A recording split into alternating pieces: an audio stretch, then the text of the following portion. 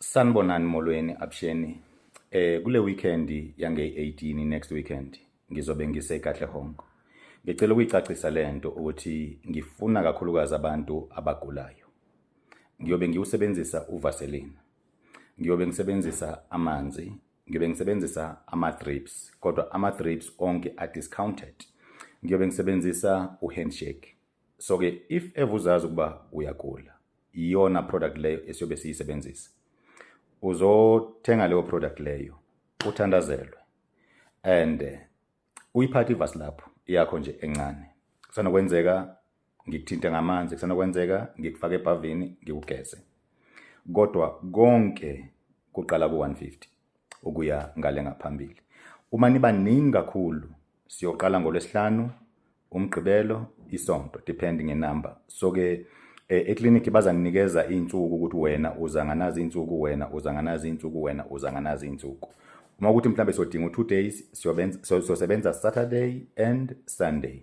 And angubeke cace lokho. Awube khona ama-security. Uzawudlula ku-security, udlule kimi.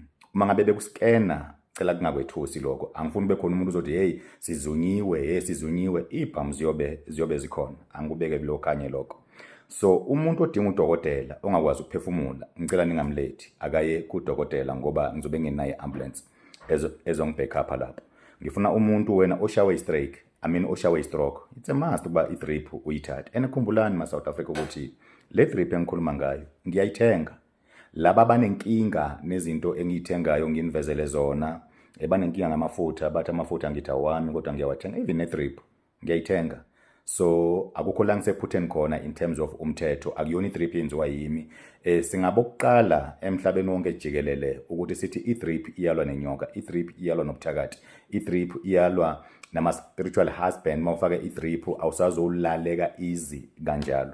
So ngicela sikugade lokho. Ungathi uzohlola, cha, angihloli kule weekend siya kuyo leya. Kusasa ngizobe ngiseMafisa radio station for 1 hour ngo-9 o'clock until 10 o'clock ngizobe ngilapha ngifundisa. Next weekend it can be Friday, Saturday, Sunday. Wena ozofaka i-drip ngeke uyifake ngemali enze njani ephelele. Anguveze futhi i-drip angizenzeli. Ngiyayi-order la ngiyi-order khona leyo drip leyo. Ngibuye ngiyifake kuwe. Nibonile nina enibuye enkonzweni ukuthi umuntu ofaka i-drip ukhululekile enyokeni. Inyoka yakhe ayizange benawo amandla okulwa even for 3 minutes.